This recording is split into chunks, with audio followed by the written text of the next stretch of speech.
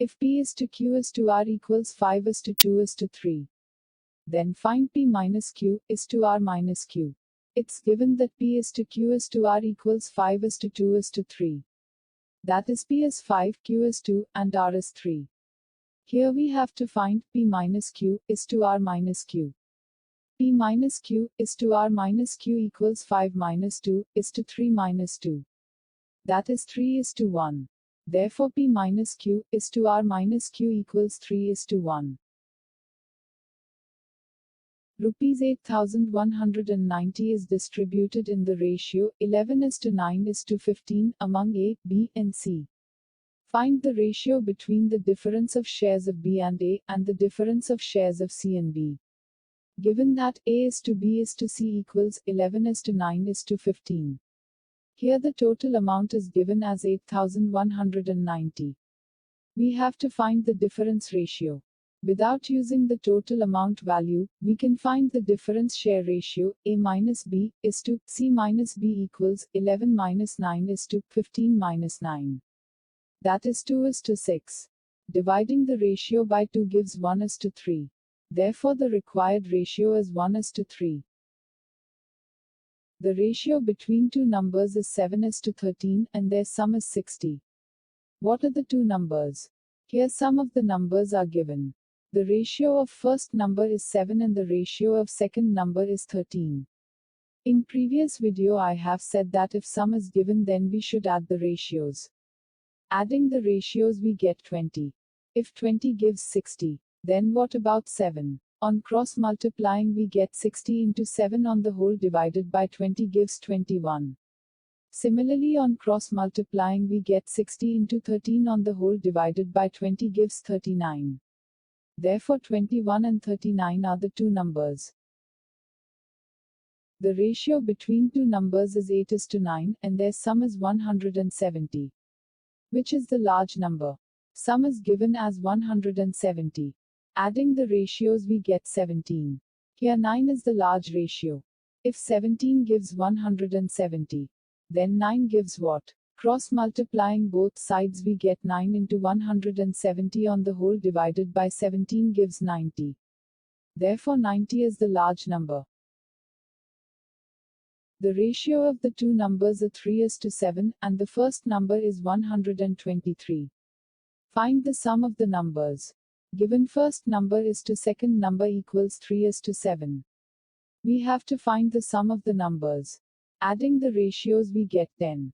If 3 gives 123, then 10 gives what? Cross multiplying both sides we get 10 into 123 on the whole divided by 3 we get 410.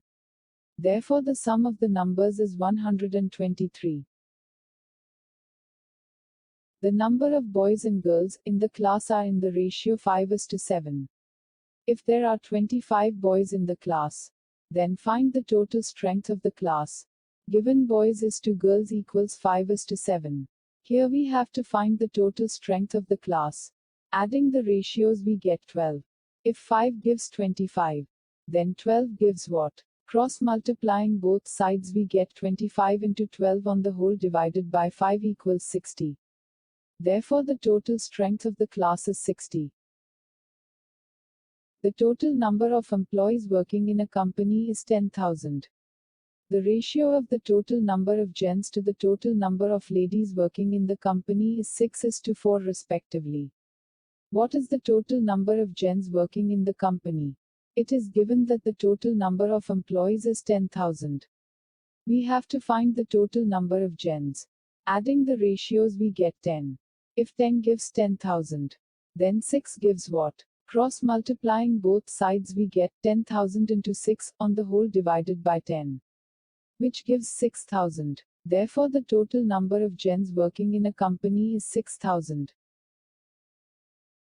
A sum of rupees 15,000 is divided among A, B and C in the ratio 2 is to 3 is to 5 respectively, then find the share of B. A is to B is to C equals 2 is to 3 is to 5. We have to find B's share. Here the total is 15,000.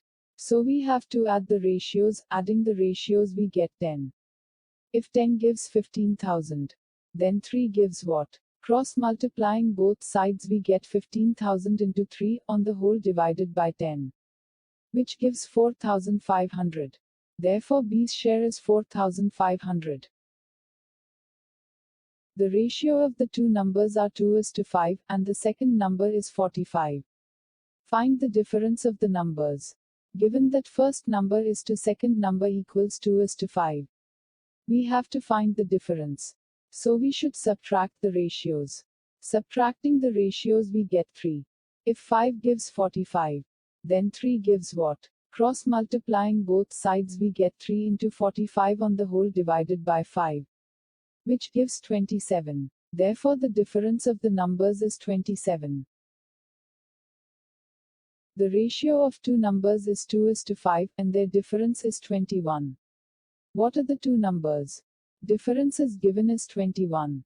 Subtracting the ratio we get 3. If 3 gives 21, then 2 gives what? Cross multiplying both sides we get 2 into 21 on the whole divided by 3. That is 14. Similarly, if 3 gives 21, then 5 gives what? Cross multiplying both sides we get 5 into 21 on the whole divided by 3. That is 35. Therefore 14 and 35 are the two numbers. A sum of money is distributed between X and Y in the ratio 17:19 respectively. Y gets ₹6 more than X. How much did X get? X is to Y equals 17:19. Here we have to find X's share. As I already said, if the word more or less is given, we have to subtract both the ratios to find the difference between the ratios. So subtracting the ratios we get 2. If 2 gives 6, then 17 gives what? Cross multiplying both sides, we get 17 into 6 on the whole divided by 2, that gives 51. Therefore X's share is ₹51. A sum of money is divided among A, B, C and D in the ratio of 1:2:3:7 respectively. If C's share is ₹96, then find the difference money between B and D. A is to B is to C is to D equals 1:2:3:7. We have to find the difference money between the shares of B and D. Subtracting the ratios we get 5. C's share is ₹96. If 3 gives 96, 5 gives what? Cross multiplying on both sides we get 96 into 5 on the whole divided by 3, gives 160. Therefore the difference money is ₹160. A sum of money is divided among A, B, C in the ratio 11:13:15 respectively. If B's share is ₹472, less than the C's share, then find the share received by A and C together. A is to B is to C equals 11:13:15. Here the word less is given, so we have to find the difference between B and C. Subtracting the ratios we get 2. We have to find the total share of A and C. So adding A and C we get 26. If 2 gives 472, then 26 gives what? Cross multiplying both sides we get 26 into 472 on the whole divided by 2 gives 6,136. Therefore the share received by A and C together is ₹6,136.